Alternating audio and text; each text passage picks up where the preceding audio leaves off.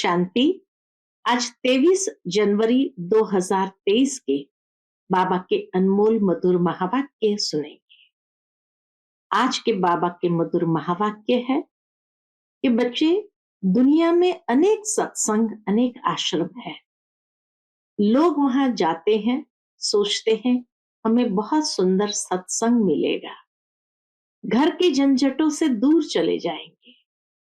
परंतु बाबा कहे उन सत्संगों में कोई एम ऑब्जेक्ट नहीं है और इसीलिए वो प्राप्ति भी नहीं है।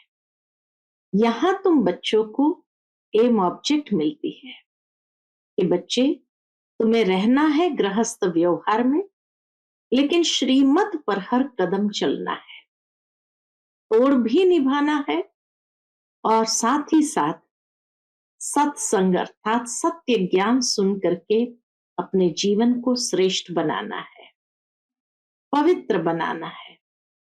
साथ ही साथ आज बाबा बच्चों को नशा भी चढ़ाते हैं कि बच्चे, तुम्हारी पवित्रता के बिना भारत स्वर्ग नहीं बन सकता था। तो बाबा बच्चों को शाबाशी भी देते हैं और नशा भी चढ़ाते हैं। तो सुनते हैं बाबा के मधुर महावाक्य। ओम शांति। मीठे बच्चे, पवित्रता बिना भारत स्वर्ग बन नहीं सकता। तुम्हें श्रीमत है, घर गृहस्थ में रहते पवित्र बनो, दोनों तरफ तोड़ निभाओ। आज की मुरली से प्रश्न है, दूसरे सत्संगों व आश्रमों से यहाँ की कौन सी रस्म बिल्कुल न्यारी है? उत्तर, उन आश्रमों में मनुष्य जाकर रहते हैं, समझते हैं संग अच्छा है, घर आदि का हंगामा नहीं है, एम ऑब्जेक्ट कुछ नहीं, परंतु यहां तो तुम मर्जीवा बनते हो। तुम्हें घर बार नहीं छुड़ाया जाता, घर में रह तुम्हें ज्ञान अमृत पीना है, रूहानी सेवा करनी है। यह रस्म उन सत्संगों में नहीं है। ओम शांति। बाप बैठ बच्चों को समझाते हैं, क्योंकि बच्चे जानते हैं कि यहाँ बाप ही समझाते हैं, इसलिए घड़ी घड़ी शिव भगवानुवाच कहना भी अच्छा नहीं लगता। वह गीता सुनाने वाले कहेंगे कृष्ण भगवानुवाच, वह तो होकर गए हैं। कहते हैं श्री कृष्ण ने गीता सुनाई थी, राजयोग सिखाया था। यहां तो तुम बच्चे समझते हो शिव बाबा हमको राजयोग सिखला रहे हैं, और कोई सत्संग नहीं जहां राजयोग सिखाते हैं। और कोई सत्संग ऐसा है ही नहीं जहां वह राजयोग सिखाते हो। बाप कहते हैं मैं तुमको राजाओं का राजा बनाता हूं। राजयोग सिखा करके बाबा राजाओं का राजा बनाते हैं। वह तो सिर्फ कहेंगे कृष्ण भगवानुवाच मन मना भव। कब कहा था? तो कहते हैं 5000 वर्ष पहले। वह कोई कहते हैं क्राइस्ट से 3000 वर्ष पहले। 2000 वर्ष नहीं कहते, क्योंकि 1000 वर्ष जो बीच में है, इसमें इस्लामी बौद्धि आए। तो क्राइस्ट से 3000 वर्ष पहले सतयुग सिद्ध हो जाता है। हम कहते हैं आज से 5000 वर्ष पहले गीता सुनाने वाला भगवान आया था और आकर देवी देवता धर्म स्थापन किया था। अब 5000 वर्ष बाद फिर से उनको आना पड़े, यह है 5000 वर्ष का चक्र। बच्चे जानते हैं कि ये बाप इस द्वारा समझा रहे हैं। दुनिया में तो अनेक प्रकार के सत्संग है जहां मनुष्य जाते हैं, कोई आश्रमों में जाकर रहते भी है, तो उसको ऐसे नहीं कहेंगे कि माता पिता पास जाए जन्म लिया, वह उनसे कोई वर्षा मिलता है, नहीं, सिर्फ वह संग अच्छा समझते हैं। वहां घर आदि का कोई भी हंगामा नहीं होता, बाकी एम ऑब्जेक्ट तो कुछ भी नहीं है। बाबा कहे हंगामा नहीं है, शांति है, बाकी एम ऑब्जेक्ट तो कुछ भी नहीं है।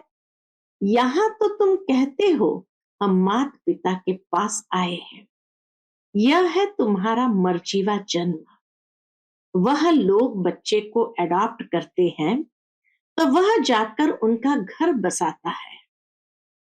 वह लोग बच्चे को अगर अडॉप्ट भी करते हैं तो उनका घर बसाता है। यहाँ वह रस्म नहीं है कि पियर घर ससुर घर को छोड़ यहाँ आकर बैठे, यह हो नहीं सकता। यहाँ तो गृहस्थ में रहते कमल फूल समान रहना है। कुमारी है व कोई भी है, उनको कहा जाता है तुम रोज ज्ञान अमृत पीने आओ, नॉलेज समझ कर फिर औरों को समझाओ, दोनों तरफ तोड़ निभाओ। गृहस्थ व्यवहार में भी रहना है, अंत तक दोनों तरफ निभाना है। अंत में यहाँ रहे व वहां रहे, बाबा के अंत में यहाँ रहे व वहां रहे, मौत तो सभी को आना है।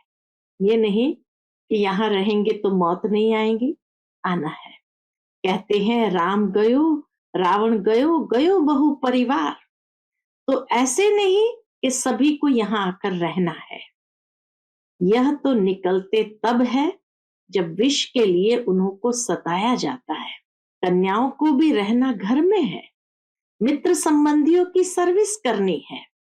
सोशल वर्कर तो बहुत है, गवर्नमेंट इतने सबको तो अपने पास रख नहीं सकती। वह अपने गृहस्थ व्यवहार में रहते हैं, फिर कोई ना कोई सेवा भी करते हैं। यहाँ तुमको रूहानी सर्विस करनी है। यहाँ बाबा कहे यहाँ तुमको रूहानी सेवा करनी है, गृहस्थ व्यवहार में भी रहना है। हाँ, जब विकार के लिए बहुत तंग करते हैं तो आकर ईश्वरीय शरण लेते हैं। यहाँ विष के कारण बच्चियां मार बहुत खाती है और कहाँ भी ये बात नहीं है, और सत्संगों में ये बात नहीं। यहाँ तो पवित्र रहना पड़ता है। गवर्नमेंट भी पवित्रता चाहती है, परंतु गृहस्थ व्यवहार में रहते पवित्र बनाने की ताकत ईश्वर में ही रहती है। समय ऐसा है जो गवर्नमेंट भी चाहती है कि बच्चे जास्ती पैदा न हो, क्योंकि गरीबी बहुत है। तो चाहते हैं भारत में पवित्रता हो, बच्चे कम हो। बाप कहते हैं बच्चे पवित्र बनो तो पवित्र दुनिया के मालिक बनेंगे। यह बात उन्हों की बुद्धि में नहीं है। भारत पवित्र था, अभी अपवित्र है। सभी आत्माएं खुद भी चाहती है कि पवित्र बने। यहाँ दुख बहुत है। तुम बच्चे जानते हो कि पवित्रता बिगर भारत स्वर्ग हो नहीं सकता। नरक में है ही दुख। अब नरक तो और कोई चीज नहीं। जैसे गरुड़ पुराण में दिखाते हैं, क्या दिखाते हैं? वैतरणी नदी है जिसमें मनुष्य गोते खाते हैं। ऐसे तो कोई नदी है नहीं जहां सजाएं खाते हो। सजाएं तो गर्भ जेल में मिलती है। सतयुग में तो गर्भ जेल होता नहीं, जहां सजाएं मिले, गर्भ महल होता है। इस समय सारी दुनिया जीती जागती नरक है, जहां मनुष्य दुखी रोगी है, एक दो को दुख देते रहते हैं। स्वर्ग में ये कुछ होता नहीं। अब बाप समझाते हैं, मैं तुम्हारा बेहद का बाप हूं। मैं रचयिता हूं तो जरूर स्वर्ग नई दुनिया रचूंगा। स्वर्ग के लिए आदि सनातन देवी देवता धर्म रचूंगा। कहते हैं तुम मात पिता हम बालक तेरे। कल्प कल्प यह राजयोग सिखाया था। ब्रह्मा द्वारा बैठ सभी वेद शास्त्रों के आदि मध्य अंत का राज समझाते हैं। बिल्कुल अनपढ़ को बैठ पढ़ाते हैं। बाबा आकर बिल्कुल अनपढ़ को बैठ पढ़ाते हैं। तुम कहते थे ना, हे भगवान आओ, पति तो वहां जा न सके तो पावन बनाने के लिए उनको जरूर यहाँ आना पड़े। तुम बच्चों को याद दिलाते हैं।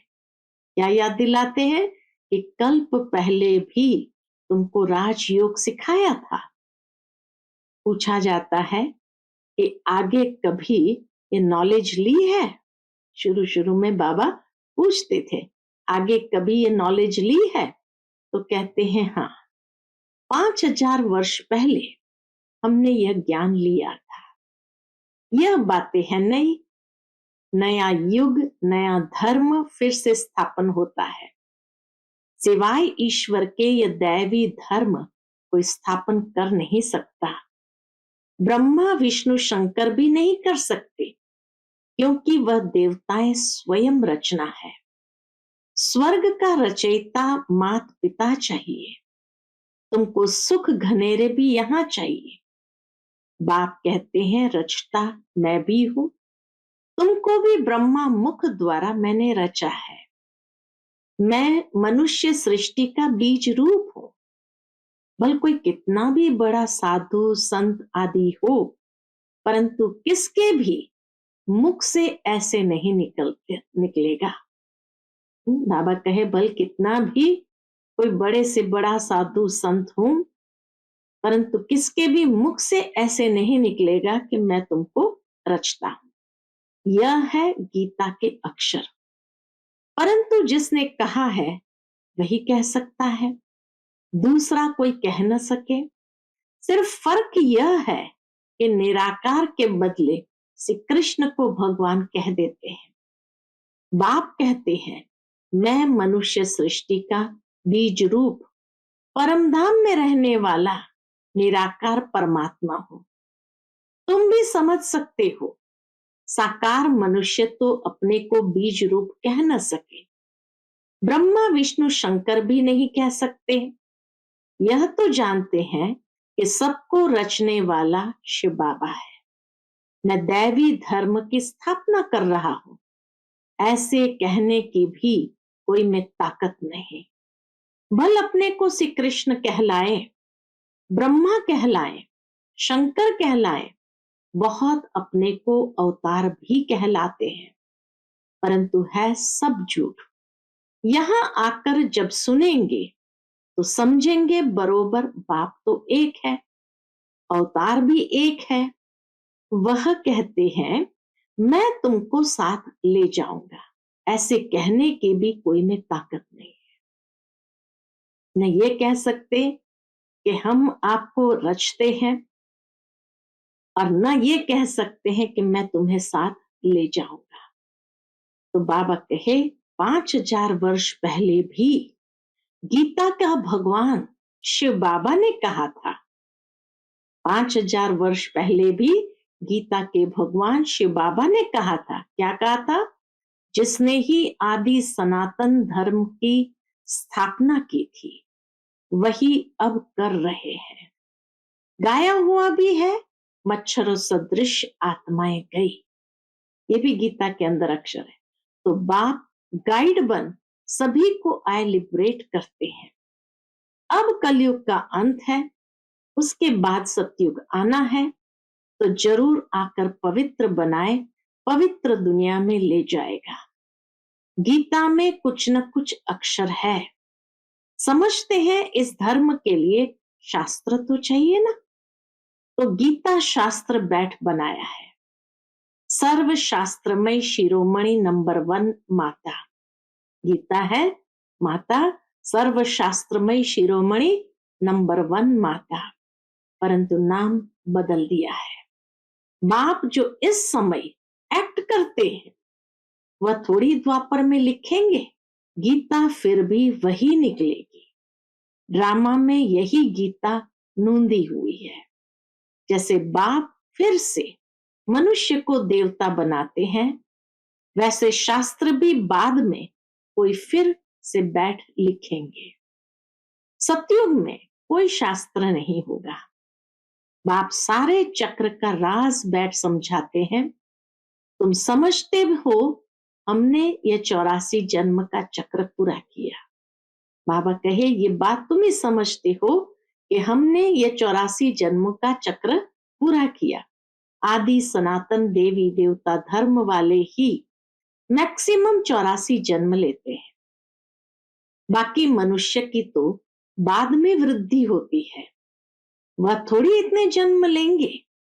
बाप इस ब्रह्मा मुख से बैठ समझाते हैं, यह जो दादा है जिसका हमने तन लोन लिया है, वह भी अपने जन्मों को नहीं जानते थे। यह है व्यक्त प्रजापिता ब्रह्मा, और सूक्ष्म वतन में है वह है अव्यक्त। है तो दोनों एक। तुम भी इस ज्ञान से सूक्ष्म वतनवासी फरिश्ते बन रहे हो। हम सभी का भी संपूर्ण अव्यक्त फरिश्ता स्वरूप वतन में है। तो इसीलिए बाबा कहे तुम भी इस ज्ञान से सूक्ष्म वतनवासी फरिश्ते बन रहे हो। सूक्ष्म वतनवासियों को फरिश्ता कहते हैं क्योंकि हड्डी मांस नहीं है। ब्रह्मा विष्णु शंकर को भी हड्डी मांस नहीं है, फिर उन्हों के चित्र कैसे बनाते हैं? शिव का भी चित्र बनाते हैं, है तो वह स्टार, उनका भी रूप बनाते हैं। ब्रह्मा विष्णु शंकर तो सूक्ष्म है। जैसे मनुष्य का बनाते हैं वैसे शंकर का तो बना न सके। बाबा कहे जैसे मनुष्य का बनाते वैसे शंकर का तो बना न सके, क्योंकि उनका हड्डी मांस का शरीर है नहीं। हम तो समझाने लिए ऐसे स्थूल बनाते हैं, परंतु तुम भी देखते हो कि वह सूक्ष्म है। अच्छा, मीठे मीठे सिकिलते बच्चों प्रति माता पिता बाप दादा का याद प्यार और गुड मॉर्निंग। रूहानी बाप की रूहानी बच्चों को नमस्ते। हम सब रूहानी बच्चों की रूहानी माता पिता बाप दादा को याद प्यार गुड मॉर्निंग और नमस्ते। नमस्ते, शुक्रिया बाबा, शुक्रिया। फिर आज रात्रि क्लास है और ये रात्रि क्लास 13 जुलाई 1968 का क्लास है। बाबा कहे मनुष्य दो चीज को जरूर चाहते हैं, दो चीज को जरूर चाहते हैं। एक है शांति, दूसरा सुख। विश्व में शांति व अपने लिए शांति। शांति चाहते या तो अपने लिए या विश्व के लिए। विश्व पर सुख व अपने लिए सुख की चाह रहती है मनुष्य को। तो पूछना होता है कि अभी अशांति है तो जरूर कब शांति हुई होगी, परंतु वह कब कैसे होती है, अशांति क्यों हुई, ये कोई को पता ही नहीं है। क्यों? क्योंकि घोर अंधियारे में है। तुम शांति और सुख के लिए सबको बहुत अच्छा रास्ता बताते हो, तो सुनकर उन्हें खुशी होती है। लेकिन जब सुनते हैं पावन भी बनना है तो ठंडे पड़ जाते हैं। ये विकार है सभी का दुश्मन और फिर सभी का प्यारा है। इसको छोड़ने में हृदय विदीर्ण होता है। नाम भी है विष, फिर भी छोड़ते नहीं है। नाम भी है विष, परंतु फिर भी छोड़ते नहीं। तुम कितना माथा मारते हो फिर भी हार खा लेते हैं। सारी पवित्रता की ही बात है, इसमें बहुत फेल होते हैं। कोई कन्या को देखा तो आकर्षण होती है, क्रोध व लोभ व मोह की आकर्षण नहीं होती है। काम महाशत्रु है, इन पर जीत पाना महावीर का काम है। देह अभिमान के बाद पहले काम ही आता है। इन पर जीत पानी है, जो पवित्र है उनके आगे अपवित्र कामी मनुष्य नमन करते हैं। कहते हैं हम विकारी आप निर्विकारी। ऐसे नहीं कहते हम क्रोधी लोभी। सारी बात विकार की है। शादी करते ही है विकार के लिए। ये फुरना रहता है माँ बाप को। बड़े हो तो पैसे भी देंगे।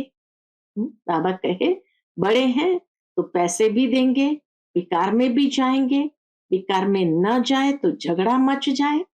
तुम बच्चों को समझाना होता है यह देवताएं संपूर्ण निर्विकारी थे।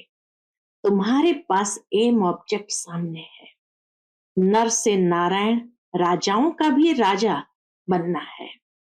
चित्र सामने है, इसको सत्संग नहीं कहा जाता। बाबा कहे इसको सत्संग नहीं कहा जाता, तो क्या कहा जाता है? यह पाठशाला है।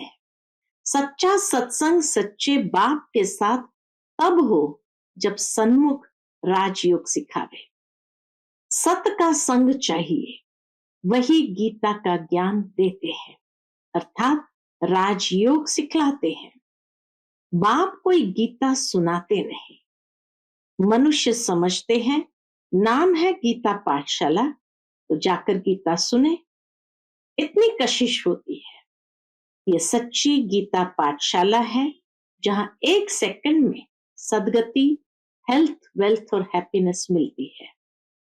तो पूछे, सच्ची गीता पाठशाला क्यों लिखते हो? सिर्फ गीता पाठशाला लिखना कॉमन हो जाता है। सच्ची अक्षर पढ़ने से खेच हो सकती है, आकर्षण होता है। शायद झूठी भी है, उससे उनका विचार चलेगा कि शायद झूठी भी है, तो सच्ची अक्षर जरूर लिखना पड़े। पावन दुनिया सतयुग को, पतित दुनिया कलयुग को कहा जाता है। सतयुग में ये पावन थे, कैसे बने? सो सिखलाते हैं। बाप ब्रह्मा द्वारा पढ़ाते हैं, नहीं तो पढ़ाएंगे कैसे? ये यात्रा समझेंगे वही जिन्होंने कल्प पहले समझा है। भक्ति मार्ग के दुबन में फंसे हुए हैं। भक्ति का भपका बहुत है। बाबा कहे भक्ति का भपका बहुत है। ये तो कुछ भी नहीं है, सिर्फ स्मृति में रखो, अभी वापस जाना है, पवित्र बनकर जाना है, इसके लिए याद में रहना है। बाप जो स्वर्ग का मालिक बनाते हैं, उनको याद नहीं कर सकते। मुख्य बात यह है, सभी कहते हैं इसमें ही मेहनत है। बच्चे भाषण तो अच्छा करते हैं, परंतु योग में रहकर समझाएं तो असर भी अच्छा होगा। बाबा कहे योग में रहकर समझाएं तो असर भी अच्छा होगा। याद में तुमको ताकत मिलती है। सतो प्रधान बनने से सतो प्रधान विश्व के मालिक बनेंगे। याद को निष्ठा कहेंगे क्या? हम आधा घंटा निष्ठा में बैठे, ये रॉन्ग है। बाप सिर्फ कहते हैं याद में रहो। सामने बैठ सिखलाने की दरकार नहीं, बेहद बाप को बहुत लव से याद करना है, क्योंकि बहुत खजाना देते हैं। याद से खुशी का पारा चढ़ना चाहिए, अतीन्द्रिय सुख फील होगा। बाप कहते हैं तुम्हारी ये लाइफ बहुत बहुत वैल्यूएबल है, इनको तंदुरुस्त रखना है। जितना जिएंगे उतना खजाना लेंगे। खजाना पूरा तब मिलेगा जबकि हम सतो प्रधान बन जाएंगे। मुरली में भी बल होगा, तलवार में जौहर होता है ना, तुम्हारे में भी याद का जौहर पड़े तब तलवार तीखी हो। ज्ञान में इतना जौहर नहीं है, इसलिए इसको असर नहीं होता है। फिर उनके कल्याण लिए बाबा को आना है। जब तुम याद में जौहर भरेंगे तो फिर विद्वान आचार्य आदि को अच्छा तीर लगेगा। इसलिए बाबा कहते हैं चार्ट रखो। कई कहते हैं बाबा को बहुत याद करते हैं, परंतु मुख नहीं खुलता।